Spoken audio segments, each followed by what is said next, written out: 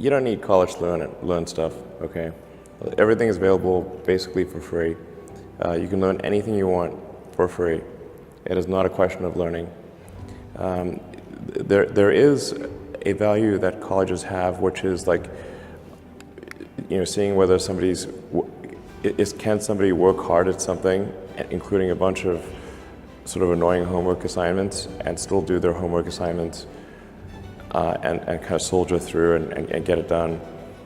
That's like the main value of college. And then also, if you probably want to hang around with a bunch of people your own age for a while instead of going right into the workforce.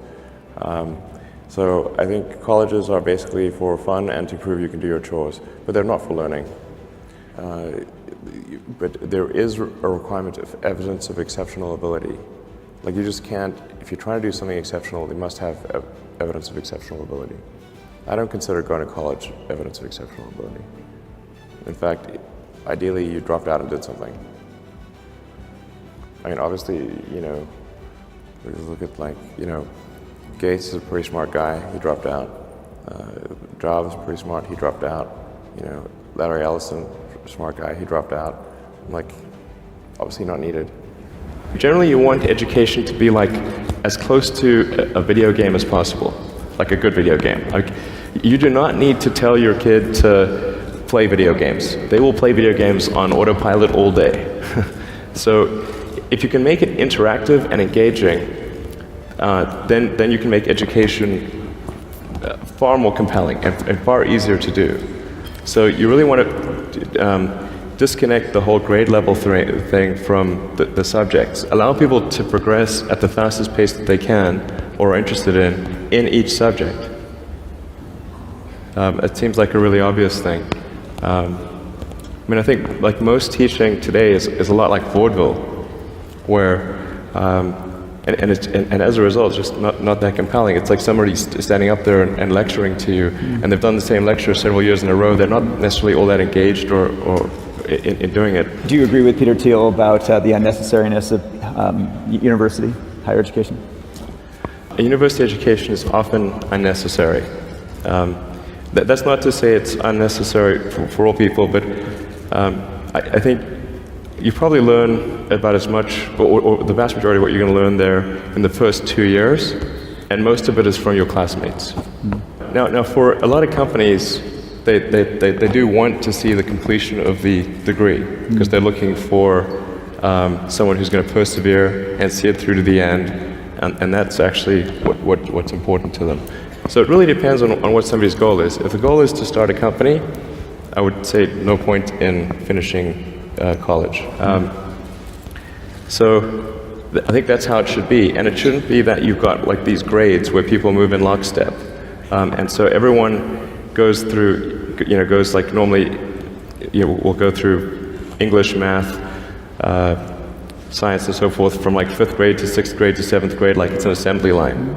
But people are not objects on an assembly line. That's a ridiculous notion. Sure. So how would you educate your 5 boys? Actually, I created a little school. Yeah. What kind of school? Could you describe to us? Sure. It's small. It's only got 14 kids now, and it'll have 20 kids in September. It's called Ad Astra, which means to the stars. That's maybe a bit different from most other schools, is that there aren't any grades. There's no not grade 1, grade 2, grade 3 type of thing. I'm making all the children go in the same grade at the same time, like an assembly line. I know. Because some people love English or languages, some people love math, some people love music, and they have different abilities at different times. It makes more sense to cater the education to match their aptitudes and abilities. So I think that's one principle. Another is that it's important to teach problem solving, or teach to the problem, not to the tools. So this would be like, let's say you're trying to teach people about how engines work, or you could start by a more traditional approach would be to say, well, we're going to teach you all about screwdrivers and wrenches, and you're going to have a course on screwdrivers, a course on wrenches, and all these things. And this is a very difficult way to do it. A much better way would be like, here's the engine. Now let's take it apart. How are we going to take it apart? Oh, you need a screwdriver. That's what the screwdriver is for. You need a wrench. That's what the wrench is for. And then a very important thing happens, which is that the relevance of the tools becomes apparent. It seems to be going pretty well. I mean, the kids really love going to school. I think that's a good sign. You know, I mean, I hated going to school when I was a kid. It was torture. So the fact that they actually think vacations are too long, like they want to go back to school. Wow. Yeah, exactly. That's weird. I know. You know, if you think of like what is education, like you're basically downloading data and algorithms into your brain, and it's actually amazingly bad in conventional education, because like it shouldn't be like this huge chore. Like the more you can gamify the process of learning, the better. Like, and I think unfortunately, like a lot of education is very vaudevillian. You've got you know, someone standing up there kind of lecturing at people, and they've done the same lecture 20 years in a row, and they're not very excited about it. And that lack of enthusiasm, you know, is conveyed to the students. They're not very excited about it. They don't know why they're there. Like, why are we learning this stuff? We don't even know why. In fact, I think a lot of things people learn, probably there's no point in learning them, because they never use them in the future.